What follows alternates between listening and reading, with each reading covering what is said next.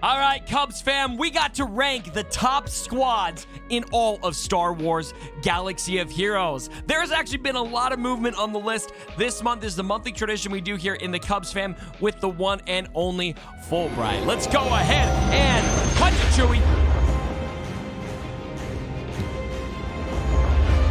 All right, Cubs fam, like I said, we're bringing Fulbright on here to talk about the best squads in all of Star Wars Galaxy of Heroes. Let's bring him in. What's going on, Fulbright? How you doing today?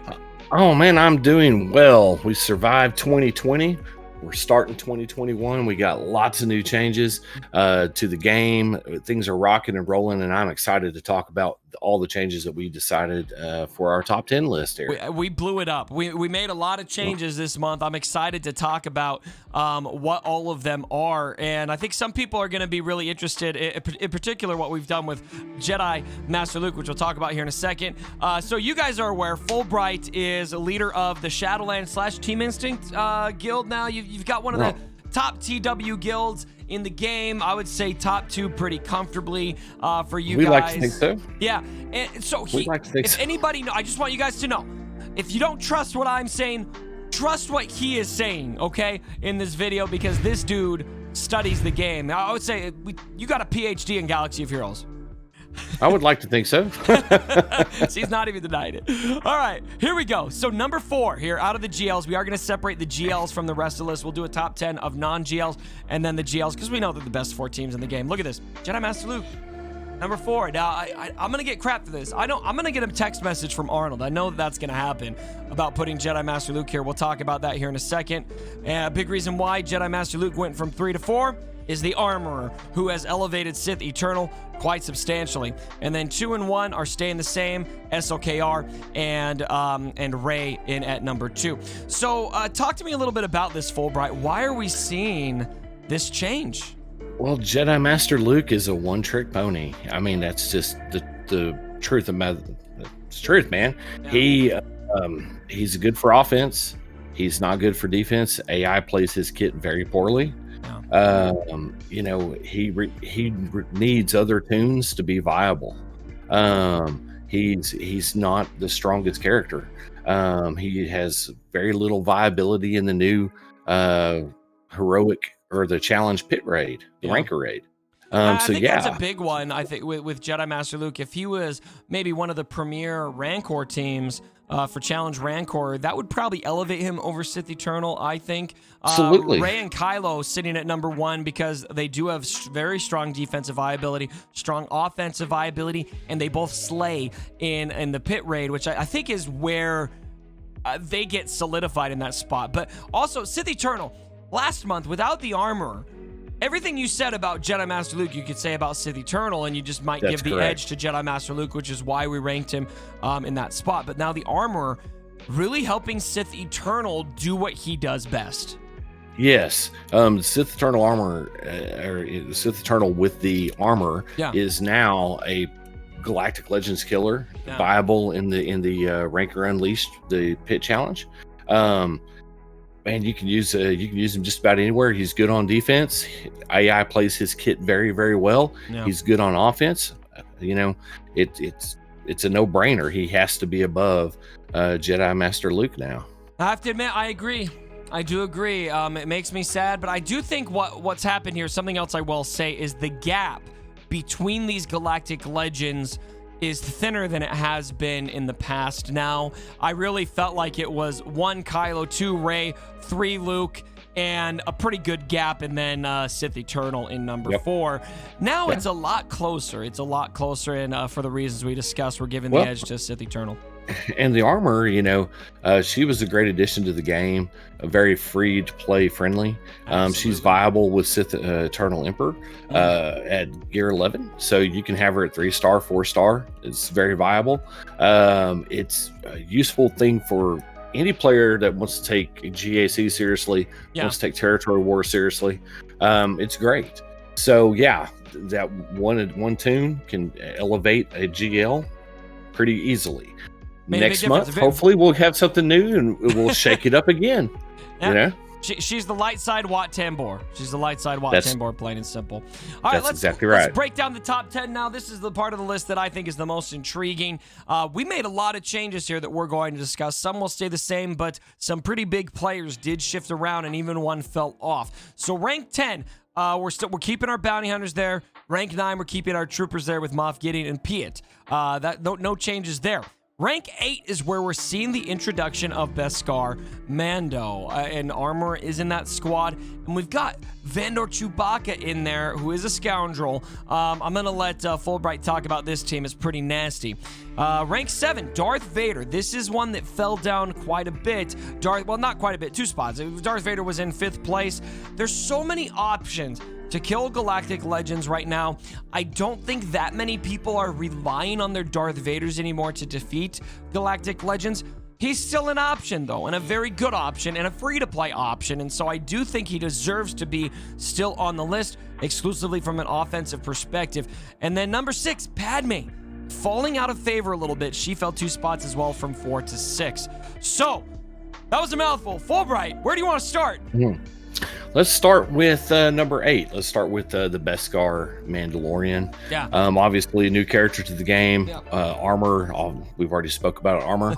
Yeah. So Beskar Mando, with his leadership, it goes hand in hand with all of these characters. You have tons of synergy with Armor, and also Vandor Chewie. So all the people that hopped on the old Stormtrooper Han bandwagon back in the day, that actually invested into Vandor Chewie. Back in the day when I found my Stormtrooper Han. Yeah, absolutely. That fell into that trap that only lasted for about a month. Vandor is now useful again. So it's a great team.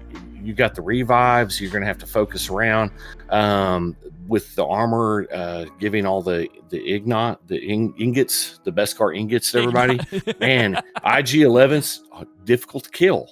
Now you can also drop Armor off of this and throw Galactic Ray in there, and now you've got another killer squad. So all of these tunes are extremely useful. If you are a free-to-play player, if you have them at Gear 11 in GAC, they work just as well because you have all the revives. And I really feel like we might be one character away from this Beskar Mando team getting elevated into the top 5. The groundwork is there, and I do think we're going to get another Mandalorian character, and we'll probably have Armor be the clear-cut leader, is kind of what I'm hoping for. Now, I want to talk a little bit about somebody who did fall off the list, and I'll give Fulbright, I'll let you talk a little bit about this. We did take General Grievous off of the top 10. Now, Grievous is probably the first out. He'd probably be at number 11, is probably where I'm thinking, maybe a little bit lower, depending on if we had to think that far. Tell me a little bit about why Grievous is kind of falling out of favor. Well, let's see. He's no longer good on defense. You set him on defense, most people are going to get 20 banners or 60 banners on him, no problem. Let's just face it, Dark Side GOTB, where he was a major player, that's kind of old news now. Yeah, that's old content. Everybody's kind of pretty much got a good mastery of it. He's not a threat anymore, and on offense he's not good for banners. Nobody finishes with full protection. Bad for banners. Yeah, he eats his own compadres. He'll win. You'll get the win, but you won't get very many banners for it. So if you're in a pinch and you just need the win, then yeah, he's probably pretty good. But usually you need the banners. Yep, absolutely, absolutely. So he had to go. We got some new blood in, old blood out. Also with a lot of reason why we've had some changes in the top 5, which we'll talk about that in a little bit. Has to do with new Relic 8 stuff. But if you take a look at Grievous and his team, his fleet, you really can't relic them up. You're relying on a lot of ships that have no pilots. Yeah. Exactly. So they're kind of stuck. They can improve where other characters can improve because of higher relic levels. So he's kind of hit a plateau. Speaking of teams that are kind of falling out of favor, we did take Padme down a little bit. Padme, I mean, one of her maybe more valuable uses is taking out Grievous teams. I do Correct. think she's still good on defense, but I think other teams are just seeming better lately. Yes. One bad thing about the Padme team is you have to have that exact lineup. If you take out C-3PO, she suddenly becomes viable to fall to all kinds of different counters. Yeah. So that team is very reliant on a very specific lineup.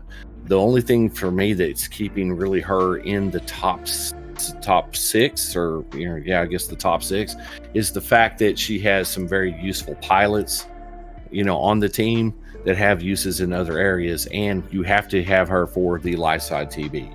Without that, she's just any other run-of-the-mill filler squad, in my opinion. There you go. All right, good analysis. Thank you very much. Let's pop ourselves. I think I just hit the wrong button. So, okay, there we are again. Let's go ahead and break down the left part of the list, the top 5 here. Number 5, Jedi Revan. And notice we're putting gas in on this team. This isn't necessarily what you're always going to run, but oh boy, this team has a lot of great potential we're going to talk about. And then number 4, CLS. Now, I'm really high on CLS for a lot of reasons, especially because I'm personally experiencing the majesty of this team at Full Relic 7. Fulbright, we're going to talk a little bit about why he agrees with me about elevating him. CLS was at number 4 last month, and Jedi Revan was at number 7 for reference. And then number 3, we still got Jedi Luke in there. A lot of flexibility on what you could do with that team from a composition perspective. We're shaking up the comp here a little bit on the best Darth Revan team. Fulbright says Sith Marauder. Don't discount Sith Marauder. And then Gas 501st. Best overall non-galactic legend team. I think that still holds. Great on defense. Great on offense. So many different places you can use this team. Okay. Why don't we start? I want to talk about this Jedi Revan team. Tell me a little bit about that, Fulbright. Well, the Jedi Revan team, again, I mean, it's a galactic legend killer. If you separate the clones and you throw gas under a Jedi Revan lead, you can kill just about any galactic legend with it. That's the most useful thing in GAC, Territory War. Also, every character on there is useful in light side TB. It's the same kind of like the same story. But the big kicker here is, with a couple Relic 8s there, suddenly they are way more viable than they were last month, because we have had a change to the game. The modifiers on them, especially with gas, is gigantic. You talk about hitting way harder, lots more protection to get through. You've got the revive on that team. Yeah, it's a great team for GAC. You can kill just about anything with that particular squad. At any time, I don't think that you can't possibly overstate how valuable it is to take out a galactic legend without a galactic legend. The more teams you have that don't have a GL that can take out a GL, that's more GLs you get to place on defense, or that you get to have in your pocket as a trump card on offense. I really like them on defense if you can manage, and it's just so valuable to have those GL killers. Now, let's talk about the Darth Revan team. Sith Marauder. I think that's most people are using HK in here. Right, and the reason why you want Sith Marauder in there is that HK is vulnerable to some really soft counters to DR. By throwing Marauder in there and having the double tank set up, it eliminates all those soft counters. So the trick to him is you want him to hit hard and go often, and he screws up the turn meter. He gains turn meter, so he out of nowhere will just one shot one of your characters, and it can completely throw your counter off. Especially if you're setting him on defense. On offense, if you can direct exactly where he's throwing those sabers, you're going to be very, very pleased with him as a character. Yeah, especially at high relics. And I think it's really important to mention here. I see a lot of people when they do run Sith Marauder, they run him with HK, and they go without the double tank. The double tank's really important to this team, especially the for double that first tank turn. Is what makes the difference. If you're mirror matching it, you're not going to be able to hit the leader. If you got a faster DR, this is a really good counter that's going to leave you vulnerable, even if you have the better mods on offense it will leave you vulnerable to those double sabers, which can just absolutely wreck you. And I've gone against these teams before where I've got the speed advantage. My Darth Revan goes first. My Basila does her all of her debuffs first, gets Corrupted Battle Meditation out there, and I've got every upper hand in the battle, and then Sith Marauder just comes and goes, pow, pow, pow, pow. Makes a big difference. Makes a big difference. That's correct. That's exactly what happens. Yep. But if you don't have a Sith Trooper in there, and you can hit Darth Revan with Insanity at first, that battle does definitely go quite a bit different. So, all right, there you guys have it. I'll make us disappear for a second so you guys can see the full list, 1 through 10, and obviously we ranked our GLs already. So Fulbright, I gotta thank you so much for joining me for this video. As always, great having you. Anything you want to add about anything we've talked about? Well, the only thing I would say, we kind of forgot to touch on why CLS moved up. That was one thing that we didn't touch on. Tell me real quick. And I think we shouldn't count him out. He's good on defense. He's good on offense. But also he's useful in the Ranker Unleashed, the new pit challenge. And with Chupio and a couple of Relicates in there, it's a very tough team to kill. So I wouldn't count him out. And I like the fact that CG is allowing some of these characters to continue to grow, even though we've had them for a while. That way, it's not just always about the new content. You know, we can still utilize what we got in our rosters. It's kind of fun to see the list. It's shuffling around a little bit. Some teams are becoming less viable. Other teams are becoming more viable. And they're old teams that we've been using for a long time. So, all right, everyone. Thank you so much for joining me for this video. I hope you guys enjoyed it. If you did enjoy the video, as always, my friends, drop a like for the video. And if anything, drop a like for Fulbright being an absolute G, coming over here and imparting his wisdom unto us. All right, guys. Thank you so much for joining me. And as always, my brothers, don't forget,